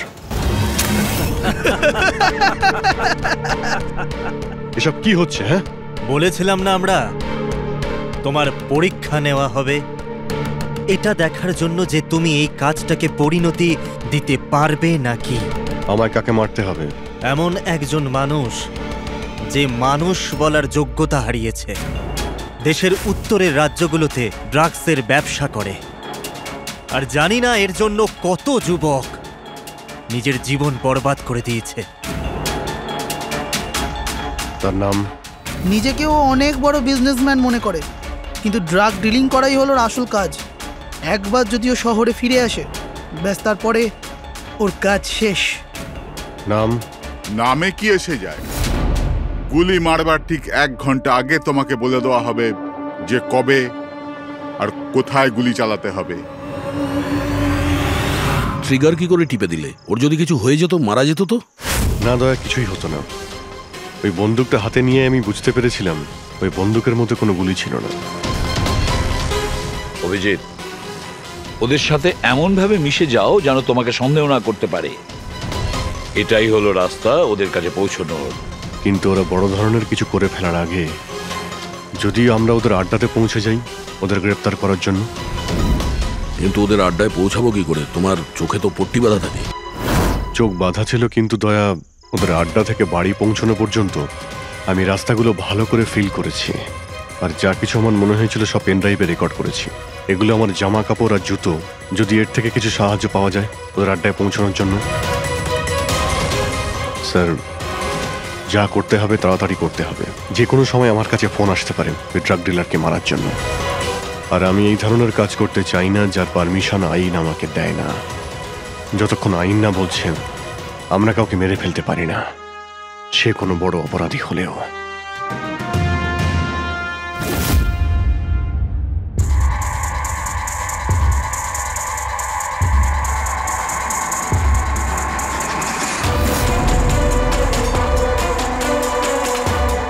ভালো করে শোনো, প্রায় 1.5 ঘন্টা লেগেছিল ওদের আড্ডা থেকে আমার বাড়িতে ফিরতে। গাড়ির স্পিড 60-এর উপরে যায়নি। 15 মিনিট গাড়ি ট্রাফিক জ্যামে আটকে ছিল। 10-15 আর ঠিক ওই সময় কাউকে শ্মশানে নিয়ে যাওয়া হচ্ছিল। আর হ্যাঁ, যখন আমি আড্ডা থেকে বেরিয়েছিলাম তখন ওখানে কোনো মন্দিরে আরতি হচ্ছিল, যা মাইকে বাজছিল। প্রায় সব মিলিয়ে 6টা সিগন্যালে গাড়ি দাঁড়িয়েছিল আর প্রায় 5টা ফ্লাইওভার ছিল। প্রত্যেকটা ফ্লাইওভার ক্রস করতে 40 থেকে 50 সেকেন্ড লেগেছিল। রেলওয়ে স্টেশন, একটা ফ্লাইওভারের নিচে রেলওয়ে স্টেশন ছিল, যেখানে ট্রেনের অ্যানাউন্সমেন্ট হচ্ছিল। স্যার। হ্যাঁ বলো। এই দেখুন স্যার, এই দেখুন, অনিকেত কুমার স্যার। সিবিআই 2 দিন আগেই ওর সঙ্গে কথাবার্তা বলেছে। স্যার, দেশে অনেক জায়গায় ও ড্রাগসের ব্যবসা করে। এখন কোথায়? ফ্রেডি স্যার দেখছেন স্যার। স্যার, এটা প্যাডি, ধান। ও ধান। ওই যে তুমি অভিজিতের জামা থেকে যে সুতোটা এনেছিলে সেইটা একটা বস্তা সুতো, পাটের বস্তা। তাহলে ধান আর পাটের সুতো, তার মানে হচ্ছে এটা কোনো গোডাউন, কোনো একটা গোডাউনকে আস্তানা বানিয়েছিল ওরা। এমন একটা গোডাউন যেখানে সবজি বিক্রি হয় অথবা কোনো ধানের কল। স্যার, স্যার এই রুটটা নিয়েছে এরা। রুটটা সেই রকমই যেরকম অভিজিৎ স্যার বলেছে। আমার মনে হয় এটাই। গুড জব পুরবি। হ্যাঁ ডক্টর সালুকে। কি অভিজিৎকে আনাজের গুদামে রাখা হয়েছিল? অনিকেত আজকে সকালেই গ্রিস থেকে ফিরেছে, এখন অব্দি অফিসেও যায়নি। আচ্ছা, গ্যাং থেকে ফোন আসবে অভিজিতের কাছে। আসবে ফোন।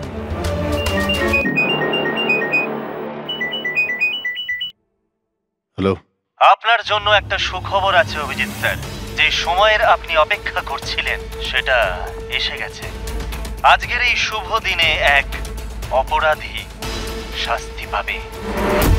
ঠিক 1.5 ঘন্টা পরে একটা কালো রঙের গাড়ি আসবে আপনার কাছে, আর বলে দেওয়া হবে আপনি কার ওপর আর কখন গুলি চালাবেন। হ্যাঁ, কিন্তু রাইফেল কোনটা? তাতে কি যায় আসে রাইফেল কোনটা? আপনাকে তো সিআইডি ট্রেনিং এ সব ধরনের ট্রেনিং দেওয়া হয়েছে, তাই না? হ্যাঁ, আমাকে সব ধরনের ট্রেনিং দেওয়া হয়েছে, কিন্তু আমার কাছে একটাই চান্স গুলি চালানোর। যদি আমি জানতে পারি বন্দুকটা কোন ধরনের তো একটু সহজ হবে। RS 451। ওকে, RS 451।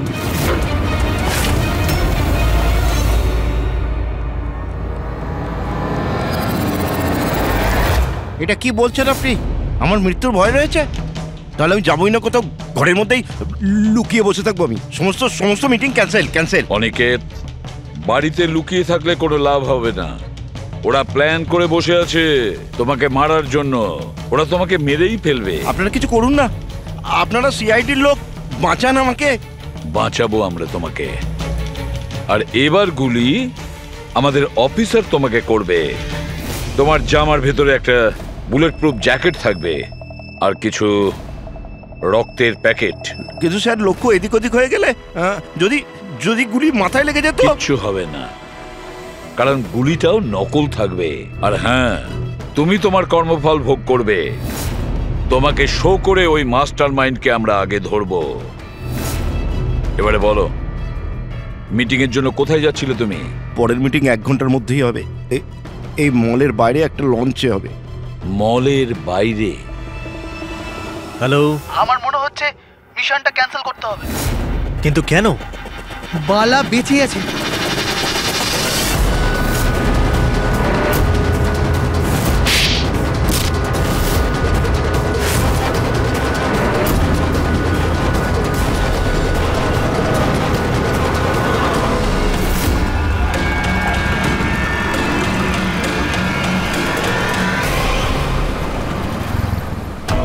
খুব বড় বিশ্বাসঘাতকতা হয়েছে আমাদের সাথে। অভিজিতের হাতে কেউ খুন হয়নি। প্ল্যান ক্যান্সেল করব না আমরা। সিআইডি আর অভিজিৎকে এই বিশ্বাসঘাতকতার চরম মূল্য চোকাতে হবে।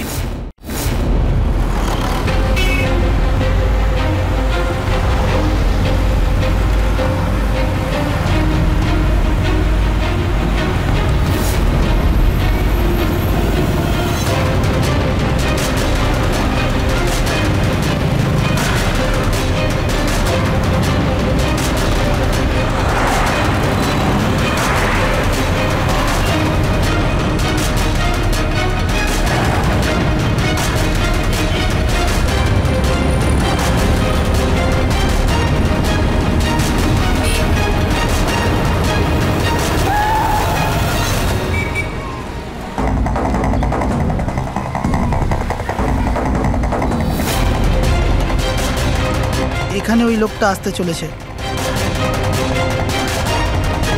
কিন্তু ওই লোকটা কে? অপেক্ষা কর, জানতেই পারবি। চল তোকে ওই জায়গাটা দেখাই যেখান থেকে তোকে গুলি চালাতে হবে ওর উপর।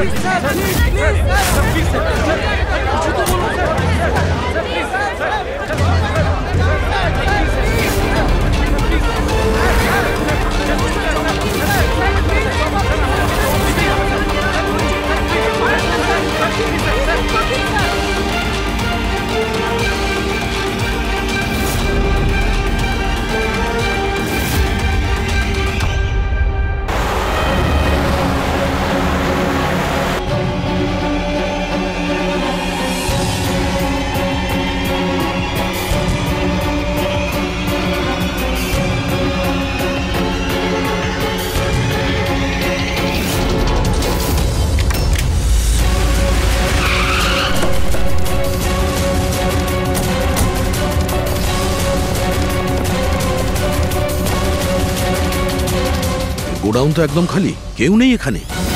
হ্যাঁ স্যার, এটা তো সেই গুদাম নয় যেটা আমরা খুঁজছি। ও দাদা ভাই, কে আপনারা? কি চাই? তুমি এখানে কাজ করো? ইয়েস। এই গোডাউন কো ব্যবহার করছিল কি? না তো, গত 2 বছর ধরে বন্ধ পড়ে আছে। এই গোডাউনটা আমার বস বিক্রি করতে চায়, তা আপনি কি কিনবেন? যদি এটা ওই গোডাউন না হয় তাহলে কোন গোডাউনটা?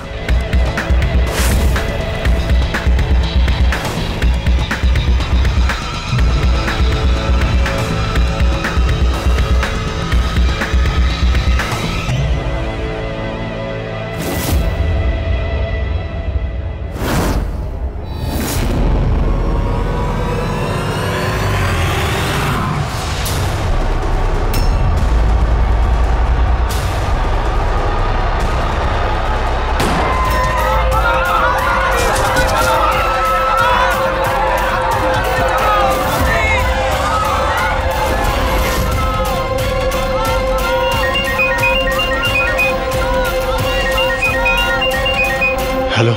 অভিনন্দন অভিজিৎ, তোমার সাফল্যের জন্য। Aniket is finished. এবার দেখা করে অভিনন্দন জানাবো তোমাকে। ঠিক আছে, আসছি আমি।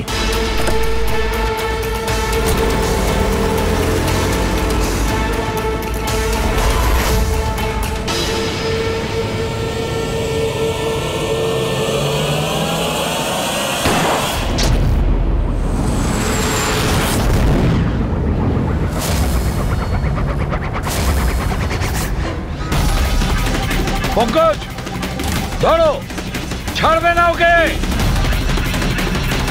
ও নো স্যার। কি হয়েছে? স্যার আমি একটা ভুল করে ফেলেছি, ওই তিলকনগরের গুদামটা মিস করেছি। স্যার এই দেখুন স্যার, ওখানেও একটা মন্দির আছে, শ্মশান আছে, ফ্লাইওভার আছে আর রেলওয়ে ট্র্যাক। আচ্ছা, ওই গোডাউনটা না তো? কত দূর এখান থেকে? স্যার ট্রাফিক জ্যাম নিয়ে 40-45 মিনিট লাগবে। স্যার, অপরাধীরা জানতো আমাদের প্ল্যানটা। অভিজিৎ স্যারের নকল গুলি চালাবার কথা। অভিজিতের সামনে বিপদ, দয়াকে ফোন করতে হবে। দয়া, দেখো অনিকেতকে কেউ গুলি করেছে, আসল গুলি। হ্যাঁ, অভিজিতের সামনে বিপদ। ওদের আড্ডা জানতে পেরেছো? না স্যার, খুঁজছি। তাড়াতাড়ি তাড়াতাড়ি দয়া, আমাদের হাতে টাইম নেই।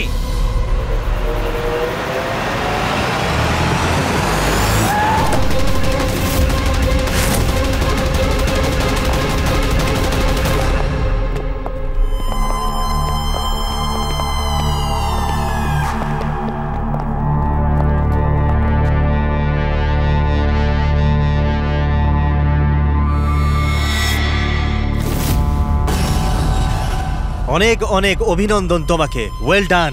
অনিকেতের মৃত্যুর খবর প্রত্যেকটা নিউজ চ্যানেলে দেখাচ্ছে, আর এখন তুমি আমাদের বিশ্বাস জিতে নিয়েছো।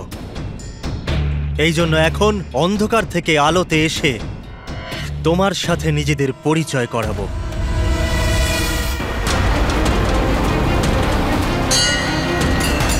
এই মন্দিরটা।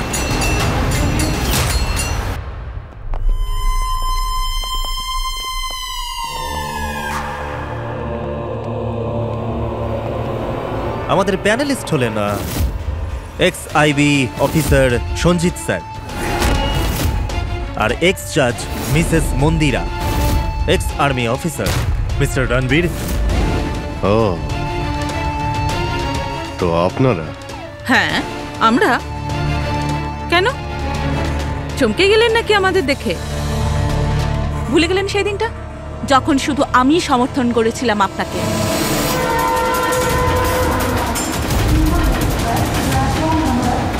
এই হচ্ছে রেলওয়ে স্টেশন।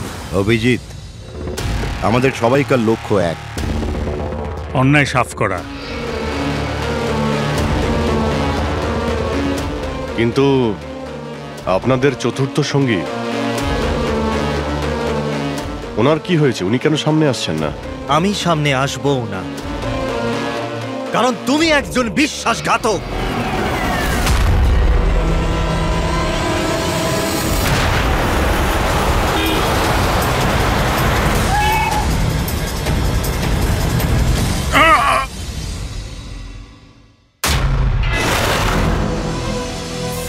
বালা বেঁচে আছে?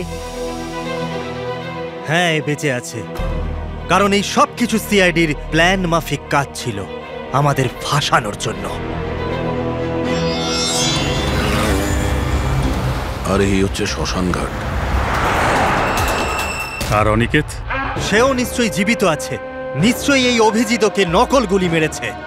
অভিজিৎ, এই বেইমানির জন্য একটাই সাজা, শুধু মৃত্যু, শুধুই মৃত্যু। তুমি আর বালা দুজনেই মরবে, দুজনেই। আর তোকে আমরা মারবো না, তোকে এ মারবে। আমি কেন? কেননা একজন বাহাদুর এবং সৎ ইন্সপেক্টরকে মারা আমাদের নীতির বিরুদ্ধে। চল, তুই মার, নইলে আমরা তোকে মারব। ও তো আপনারা এমনিই মারবেন। না, আমরা তোমাকে আর একটা সুযোগ দেব। চালাও গুলি। নেবালা, পিস্তল নে। এই নে।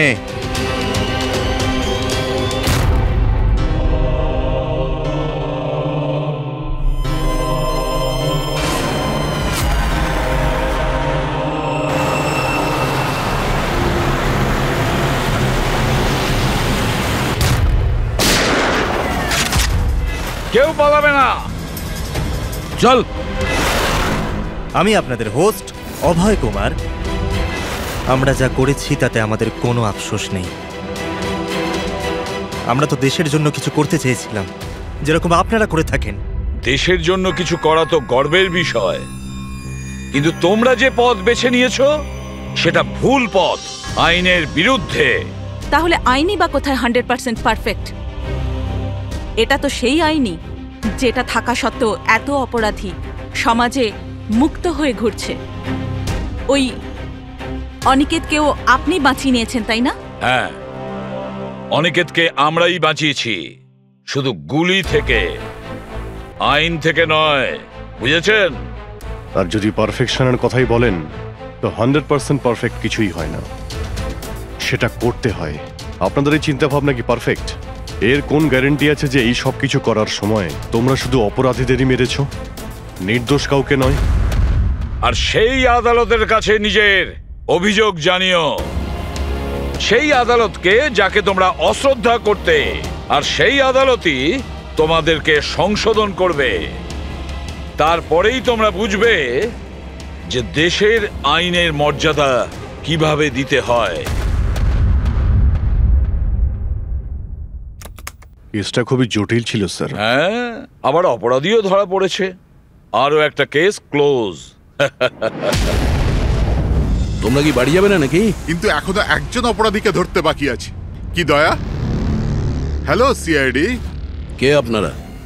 কি চাই এখানে? আমি বিক্রম, ক্রাইম টিম থেকে। আমাকে এখানকার তল্লাশি নিতে হবে। এই হলো সার্চ ওয়ারেন্ট।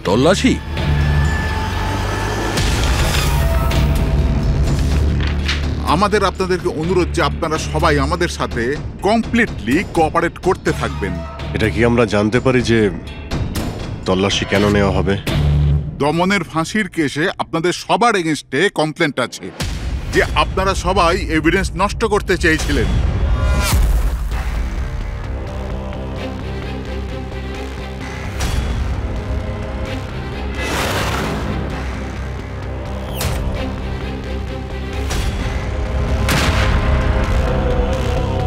তল্লাশি শুরু করো।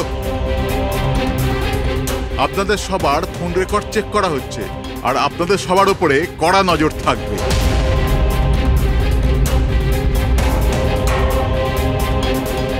আর হ্যাঁ, আপনাদের সবার সাথে একা একা প্রশ্ন উত্তরও করা হবে।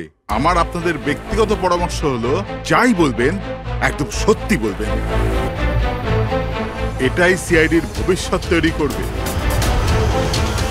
এই, আমরা সিআইডির কোনো গ্যাসের বেলুন নয়। আর তুমি কে আমাদের ফিউচার ঠিক করার?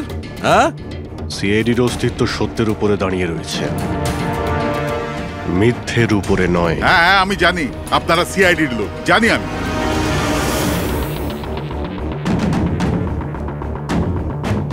কিন্তু আপনারা যেই হন, আইনের ওপরে কিন্তু নয়। আর এখন সময় চলে এসেছে আপনাদের আইনটা মনে করা দরকার। হ্যাঁ, সেটা আমরা জানি যে আইনের ঊর্ধ্বে আমরা নই, আর আমরা আইনের সুরক্ষা করি, আইনের রক্ষাকর্তা।